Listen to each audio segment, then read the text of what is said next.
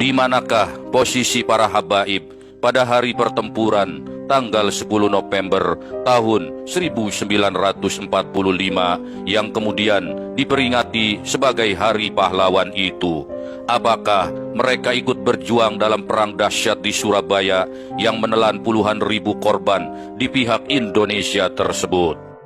Mengutip pendapat KRT Fakih Wirahadiningrat dalam tulisannya, dikatakan bahwa tidak perlu seorang yang jenius untuk menjawab pertanyaan mudah tersebut. Tidak pula membutuhkan seorang profesor sejarah demi memahaminya. Cukup dengan logika sederhana saja. Inilah logika sederhana yang dapat memberikan jawaban atas pertanyaan tersebut. 1. Kaum Ba'alawi didatangkan ke Nusantara demi kepentingan penjajah Belanda. Mereka 100% naik kapal Belanda, bekerja ikut Belanda, dapat gaji, fasilitas tanah, bahkan jabatan dari Mufti Batavia hingga Kapitan Arab. Dengan demikian, sudah tentu mereka menjadi antek Belanda demi melanggengkan penjajahan atas bumi Nusantara. 2. Para Habib yang mengaku sebagai cucu Nabi, padahal aslinya ras Yahudi Hajari, digunakan untuk mengkooptasi umat Islam agar tidak bangkit mengobarkan perang besar kembali. Pasca perang Diponegoro yang berlangsung dari tahun 1825 hingga tahun 1830, Belanda nyaris bangkrut.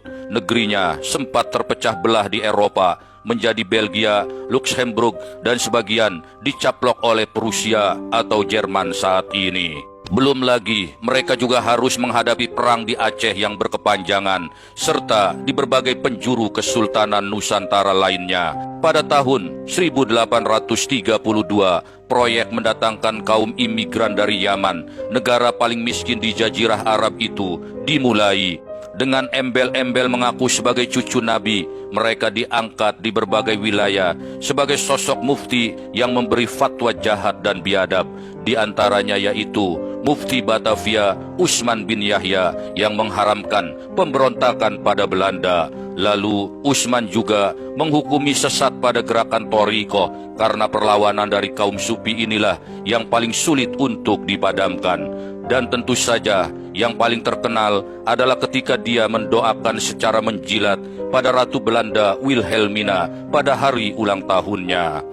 Sebagai imbalan dari semua pengabdiannya itu, Usman bin Yahya mendapatkan gaji besar, fasilitas mewah, dan medali penghargaan. Selain Mufti Batavia, ada juga Mufti Jawa Timur, yakni Ismail bin Abdullah Al-Atos, yang mendoakan agar Belanda menjajah Nusantara untuk selama-lamanya. Ini belum lagi kejahatan mereka di berbagai penjuru, seperti pengkhianatan oleh Habib Abdurrahman Az-Zahir kepada perlawanan bangsa Aceh, atau dihukum pancungnya Demang Lehman, pemimpin perlawanan Banjar, akibat pengkhianatan Habib Hamid bin Ali Al-Idrus. 3. Kaum Ba'alawi absen di dalam berbagai momen kebangsaan, baik itu momen kebangkitan nasional tahun 1908, Sumpah Pemuda tahun 1928, atau pada persiapan kemerdekaan, baik melalui BPUPKI ataupun melalui PPKI, apalagi pada hari proklamasi 17 Agustus tahun 1945. Padahal, menurut sensus yang dilakukan oleh kolonial Belanda, jumlah mereka sudah mencapai 71.335 orang pada tahun 1930, dan sebagian besar terpusat di Pulau Jawa, termasuk Surabaya. Dengan jumlah sebanyak itu, mereka tidak nampak batang hidungnya dalam mendukung resolusi jihad tanggal 22 Oktober tahun 1945. Fatwa yang monumental dari Hadratus Syekh Kiai Haji Hasyim Asy'ari inilah yang mempertegas kebulatan tekad dari umat Islam di dalam mempertahankan kemerdekaan. 4. Akhirnya, dampak dari seruan perang suci tersebut, para kiai pesantren dan kaum santri dengan didukung oleh barisan rakyat dan laskar pejuang melakukan perang puputan pada tanggal 10 November tahun 1945 yang dihadapi juga tidak main-main, yaitu pasukan sekutu terdiri dari gabungan pasukan Inggris yang membonceng Belanda, di mana mereka sedang berada di puncak kesombongan dan euforia dengan sebab kemenangannya dalam Perang Dunia Kedua melawan Jerman, Jepang, dan Italia.